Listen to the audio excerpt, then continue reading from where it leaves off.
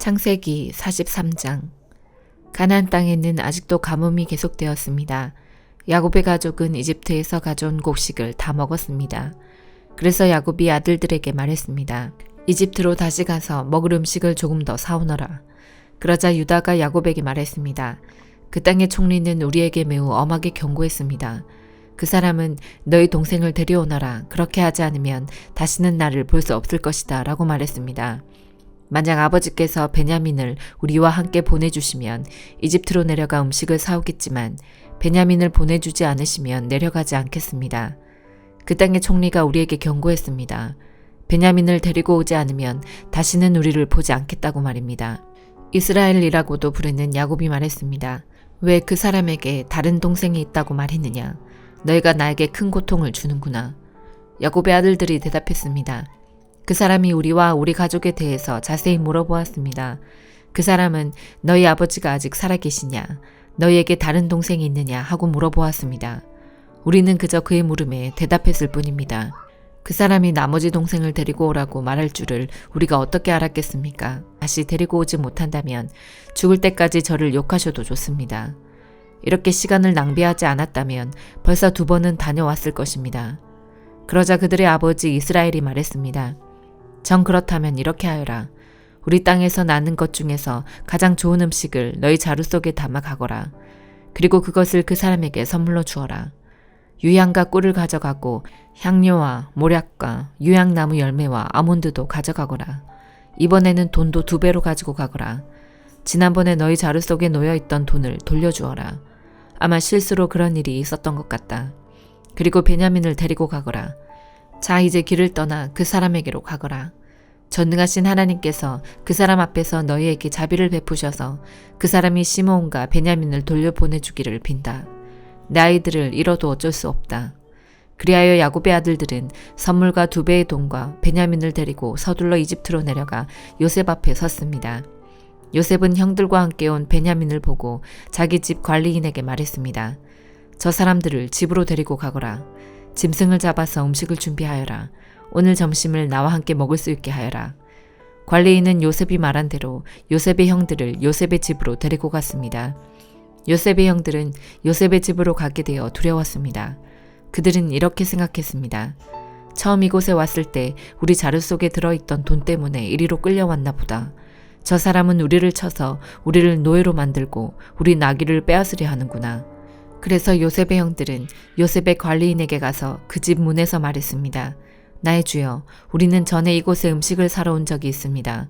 음식을 사가지고 집으로 돌아가다가 하룻밤을 묵은 곳에서 자루를 풀어보니 돈이 자루 속에 그대로 들어있었습니다. 우리는 그 돈을 돌려드리려고 이렇게 그대로 가지고 왔습니다. 그리고 음식을 살 돈도 따로 가지고 왔습니다. 우리 자루 속에 돈을 넣은 사람이 누구인지 우리는 모르겠습니다. 그러자 관리인이 대답했습니다. 괜찮습니다. 두려워하지 마십시오. 당신들 아버지의 하나님이 되시며 당신들의 하나님이 되시는 분께서 그 돈을 자루 속에 넣어주셨을 것입니다. 나는 당신들이 지난번에 낸 곡식값을 받았습니다. 그리고 나서 관리인은 그들에게 시므온을 데려다 주었습니다. 관리인은 요셉의 형들을 요셉의 집으로 데리고 갔습니다. 관리인이 그들에게 물을 주자 그들은 발을 씻었습니다. 관리인은 그들의 나귀들에게 먹을 것을 주었습니다. 그들은 그곳에서 요셉과 함께 점심을 먹는다는 이야기를 듣고 정오가 되어 요셉이 오면 주려고 선물을 챙겨 놓았습니다. 요셉이 집으로 오자 요셉의 형들은 준비해온 선물을 요셉에게 주었습니다. 그리고 나서 그들은 땅에 엎드려 절했습니다. 요셉은 그들에게 잘 있었느냐고 묻고 또 당신들이 말했던 늙으신 아버지는 안녕하시오? 그분이 아직도 살아계시오? 하고 물어보았습니다. 요셉의 형들이 대답했습니다. 당신의 종인 우리 아버지는 안녕하십니다. 그분은 아직 살아계십니다. 대답을 마친 후에 그들은 요셉 앞에서 머리를 숙여 다시 절했습니다. 그때 요셉은 자기와 어머니가 같은 친동생 베냐민을 보고 이 사람이 당신들이 말했던 그 막내 동생이요? 라고 물었습니다. 그리고 나서 요셉이 베냐민에게 말했습니다. 얘야, 하나님께서 너에게 은혜를 베푸시기를 바란다. 그 말을 마치고 요셉은 서둘러 자리를 떠났습니다. 요셉은 자기 동생 베냐민을 보니 눈물을 참을 수가 없었습니다. 그래서 요셉은 자기 방으로 가서 울었습니다. 요셉은 울음을 그친 후에 얼굴을 씻고 밖으로 나왔습니다. 요셉은 자기 마음을 달래면서 음식을 내와라 하고 말했습니다. 그러자 사람들이 요셉의 상을 따로 차리고 요셉의 형들의 상도 따로 차렸습니다. 그리고 요셉과 함께 음식을 먹는 이집트 사람들의 상도 따로 차렸습니다. 이집트 사람들은 히브리 사람을 싫어해서 그들과 함께 밥을 먹는 법이 없었기 때문입니다. 요셉의 형들은 요셉 앞에 앉았는데 맏형부터 막내 동생까지 자리가 나이 순서대로 정해져 있었습니다. 그들은 놀라서 서로 얼굴을 쳐다보았습니다. 요셉은 자기 상에 놓인 음식을 형들의 상에 가져다 주게 했는데 베냐민에게는 다른 사람들보다 5배나 더 주었습니다. 요셉의 형들은 요셉과 함께 먹고 마시며 즐거워했습니다. 마가복음 13장. 예수님께서 성전을 떠나실 때 한 제자가 예수님께 말했습니다. 선생님, 보십시오. 정말 아름다운 돌이지요. 정말 아름다운 건물이지요. 예수님께서 이 큰 건물을 보느냐? 돌 위에 돌 하나도 남지 않고 완전히 무너질 것이다 라고 말씀하셨습니다. 예수님께서 성전 맞은편 올리브산에서 앉아 계실 때 베드로, 야고보, 요한과 안드레가 예수님께 조용히 물었습니다. 우리들에게 말씀해 주십시오. 언제 이런 일들이 일어나고 이런 일들이 이루어질 때에 무슨 징조가 있겠습니까? 예수님께서 그들에게 말씀하기 시작하셨습니다. 아무도 너희를 속이지 못하게 조심하여라. 많은 사람들이 내 이름으로 와서 내가 바로 그리스도다 라고 말할 것이다. 그리고 많은 사람들을 속일 것이다. 너희는 전쟁에 대한 소식과 소문을 들을 것이다. 그러나 두려워하지 마라. 이런 일들은 반드시 일어나야 한다. 그러나 끝은 아직 아니다. 민족이 다른 민족과 싸우려고 일어나고 나라가 나라와 싸우려고 일어날 것이다. 여러 곳에서 지진이 일어나고 기근도 있을 것이다. 이런 것들은 출산하는 진통의 시작에 불과하다. 너희는 주의하여라. 사람들이 너희를 법정에 넘길 것이고 너희는 회당에서 매를 맞을 것이다. 너희가 나 때문에 총독들과 임금 앞에 서게 되어 그들에게 증언할 것이다. 그러나 먼저 복음이 모든 민족에게 전해질 것이다. 사람들이 너희를 체포하여 재판에 넘길 때 무엇을 말할까 하고 걱정하지 마라. 그때에 하나님께서 너희에게 주시는 것들을 말하여라.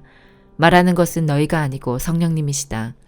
형이 동생을 죽게 내주고 아버지가 자식들을 내주고 자식들이 부모를 거역하여 일어나며 죽게 할 것이다.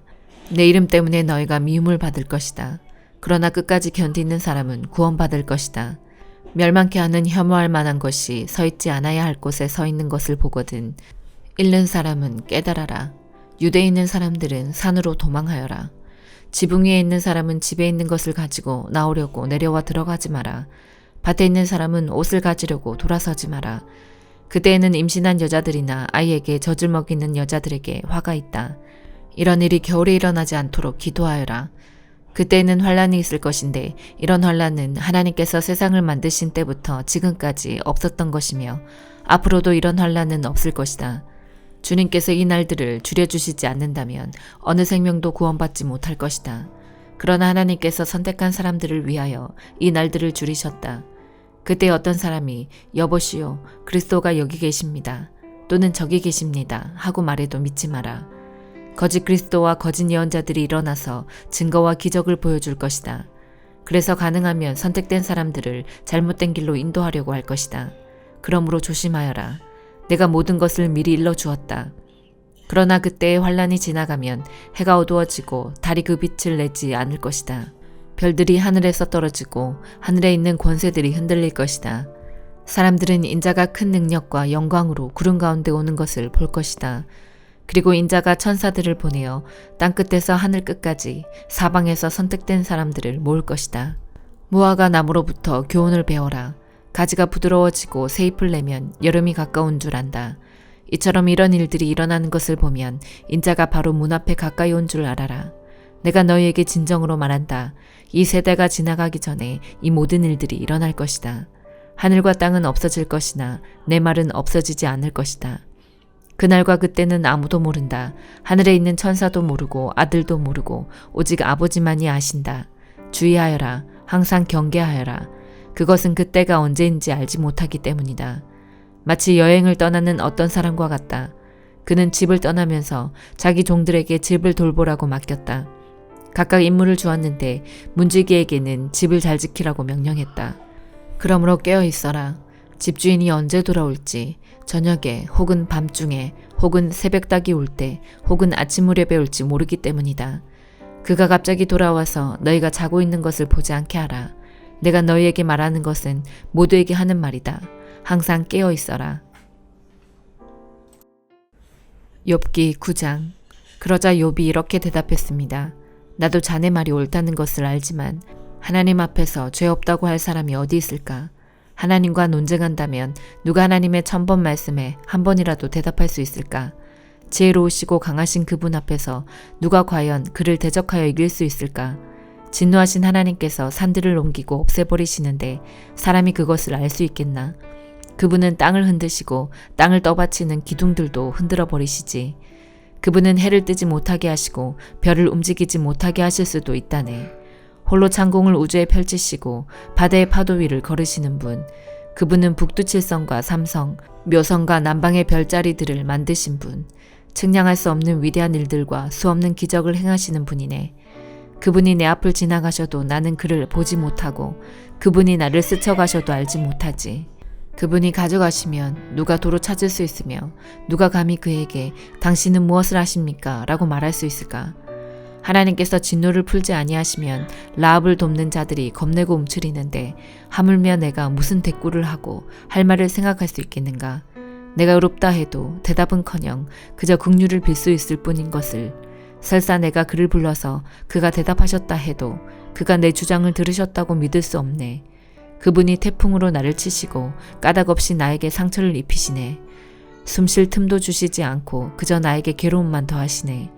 힘으로 말하자면 그분같이 강한 분이 누가 있으며 의로움으로 말한다 해도 누가 그를 재판한다고 할 수 있을까?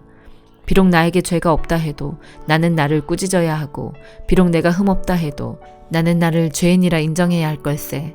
나는 죄가 없지만 그런 것에 관심을 기울일 힘도 없이 그저 내 삶을 경멸할 뿐일세. 그는 죄 없는 자나 악한 자나 모두 죽이시는 분이니 내가 무슨 말을 하겠나. 재앙이 내려와 죄 없는 자를 망하게 해도 그분은 낙담하는 그를 비웃으시네. 악이 세상을 지배하고 재판관도 눈이 멀었으니 하나님이 아니시고는 누가 이렇게 하겠는가.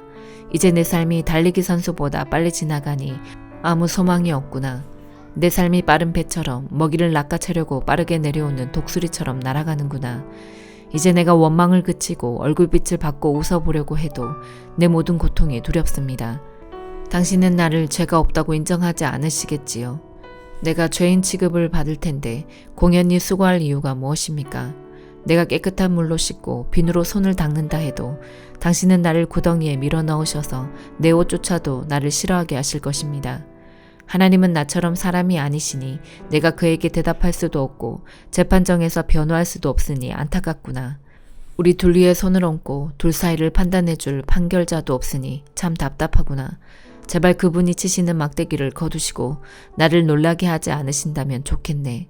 그렇다면 내가 담대하게 말할 수 있을 텐데 그럴 수 없구나. 로마서 13장. 누구든지 국가의 권세 잡은 사람들에게 복종하십시오. 하나님께서 세우시지 않은 권세란 없습니다. 세상에 있는 권세는 다 하나님께로부터 나왔습니다.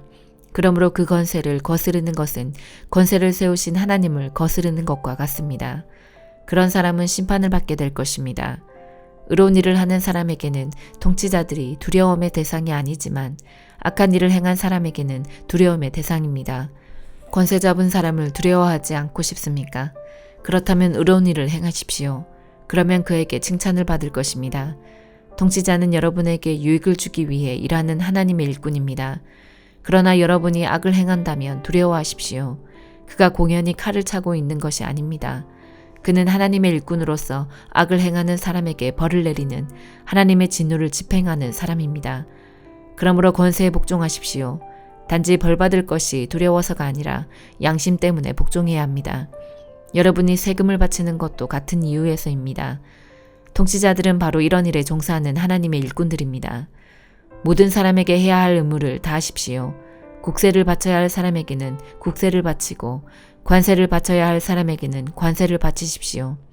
두려워해야 할 사람은 두려워하고 존경해야 할 사람은 존경하십시오. 다른 사람을 사랑하는 빚 이외에는 아무 사람에게 아무런 빚도 지지 마십시오. 남을 사랑하는 사람은 율법으로 온전히 이룬 것이나 다름없습니다. 율법에 간음하지 마라, 살인하지 마라, 도둑질하지 마라, 탐내지 마라는 계명과 그 밖에 여러 다른 계명들이 있지만 이 모든 계명은 네 이웃을 네 몸과 같이 사랑하라는 하나님의 말씀으로 요약될 수 있습니다. 사랑은 이웃에게 악을 행하지 않습니다. 그러므로 사랑은 율법의 완성입니다.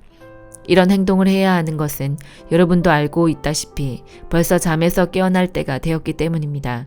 이제 우리의 구원이 처음 믿었을 때보다 더 가까워졌습니다. 밤이 거의 다 지나 낮이 가까웠습니다. 그러므로 어둠의 행실을 벗어버리고 빛의 갑옷을 입읍시다. 낮에 활동하는 사람처럼 단정히 행동합시다. 난잡한 유흥을 즐기지 말고 술 취하지 마십시오. 성적으로 문란하거나 태폐적인 생활을 버리십시오. 다투지 말고 질투하지 마십시오. 주 예수 그리스도로 옷 입으십시오. 죄의 본성이 바라는 정욕을 만족시키는 생각을 하지 마십시오. 아멘.